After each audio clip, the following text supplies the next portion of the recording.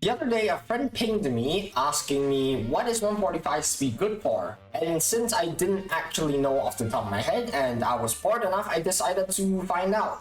And so here I am sharing my results. Also, all decimals will be truncated to one decimal place for the sake of simplicity. Let's start, because this will probably take a bit. So first off, here's how speed is even determined. Speed percent only scales off base speed regardless of the order that it's quote-unquote applied. For the most part, you can basically ignore the percentage of speed buffs. It'll only usually differ by like 1 or 2 speed, since most characters have about 100 base speed. Now for action value, I'll abbreviate it as AV. At the start of each wave, or when a new unit/enemy spawns, all ally and enemy units will have their action value set based on this formula. So a unit with 134 speed will have an initial action value of 74.6. Now every single turn, the ally or enemy with the lowest AV will act. That amount of AV will then be subtracted from all other ally and enemy units. After they take their turn, their AV will be reset based on the same formula and repeat. This is how turns work. So high speed is good, but high AV is bad. Don't get those two mixed up. In Memory of Chaos and Pure Fiction, there exists cycles, which functions as a sort of timer. Basically, you can think of these as another thing in the action order with 100 speed, which will take action every 100 AV. Except for the first one, which will have 150 AV instead of 100. So basically, in Pure Fiction, where you have 4 cycles, you will have 450 AV to defeat as many enemies as you can. But for MOC, it's a little more complicated. In MOC, when a new wave spawns, it will reset your AV completely with a new quote-unquote first cycle. So if you clear a wave with 1 AV remaining on the cycle will not be considered spent and you will have effectively gotten another cycle.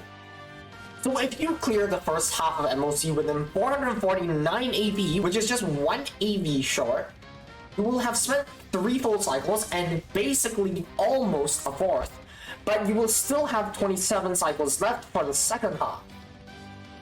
The way that cycles are counted is that when the cycle quote-unquote acts, the number indicator is the number that you have left. So if you clear it within 1049 AV, right before the 19 cycles left cycle acts, or as I will call it, cycle 11, you will have cleared it with 20 cycles left, which is max stars. So in a sense, zero cycling in MOC is basically killing every wave within 149.9 AV, so they actually have about 300 AV to work with per half, which is actually about 3 regular cycles. But how do you get enough actions within that amount of AV? There are 2 main ways of changing AV. You can change the speed of a character, or you can directly advance or delay their action. Let's start with speed changing. If their speed changes, the remaining AV of the character will be updated according to this formula you see on screen. So in theory, if a character with 150 speed with 50 AV left gets an extra 50 speed up to 200, plugging it into the formula, their new AV will now be 50 times 150 over 200, which equals to 37.5. Additionally, all speed buffs with a set duration, so far at least, will only take down at the end of the character's turns, only if they were there at the start of the turns.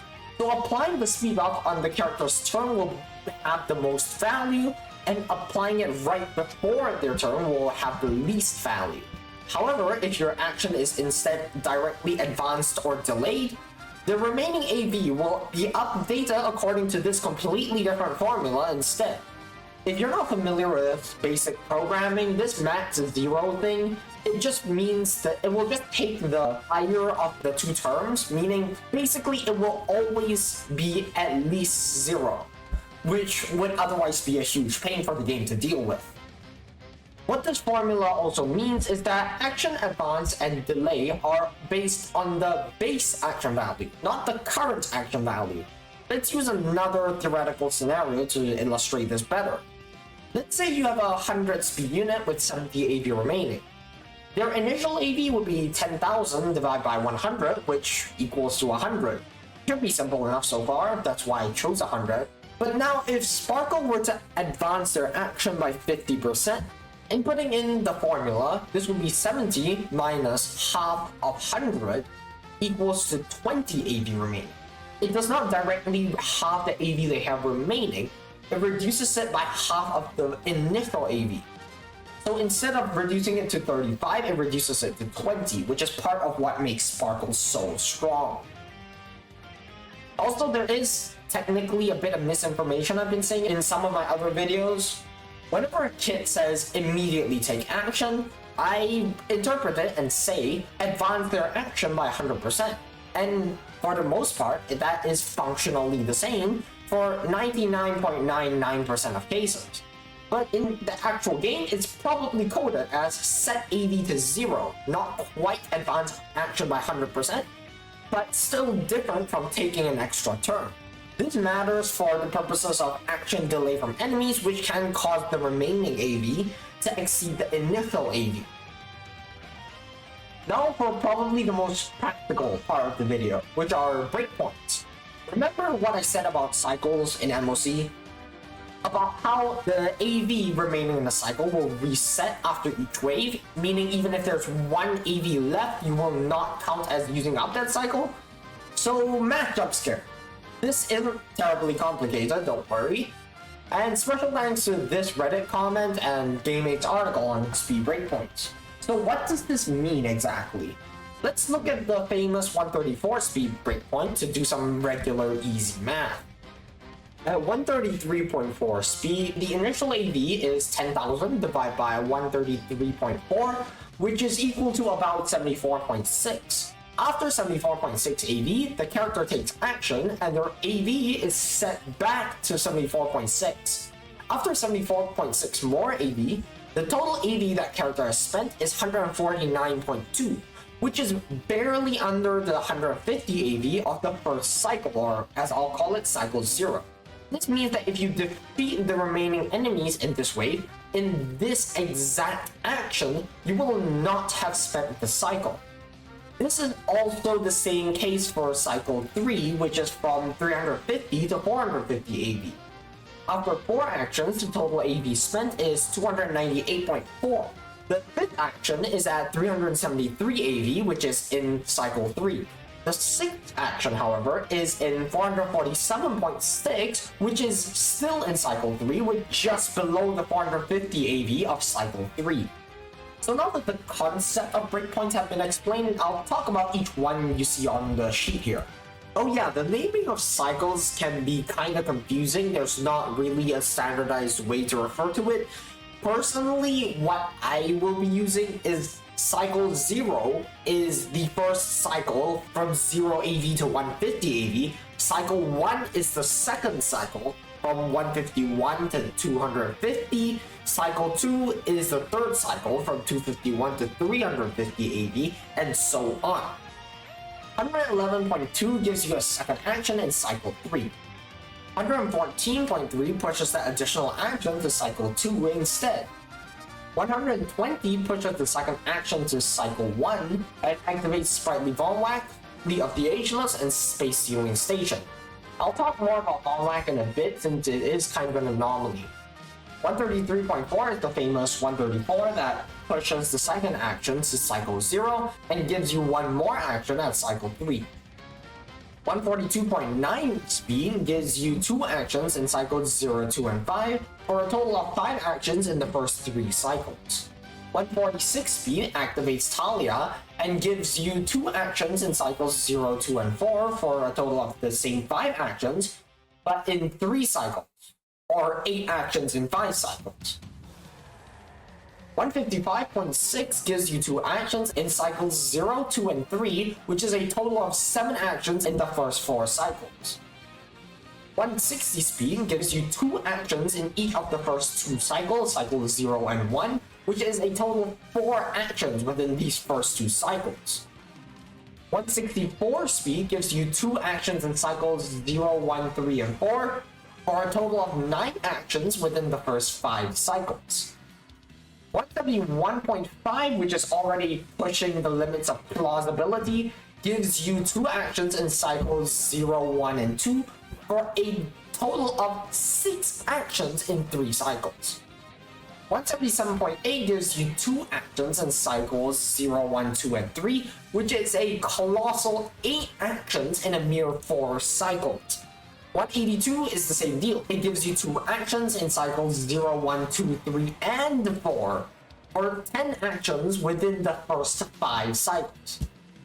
Finally, there's 200, which I don't really think is achievable, but it gives 3 actions in the first cycle and 2 actions in every subsequent cycle. Now, if you've been paying attention, you'll notice that there are 3 more entries that I skipped over. These are the 2 main anomalies in the speed breakpoint calculations. I'll start with Von Whack.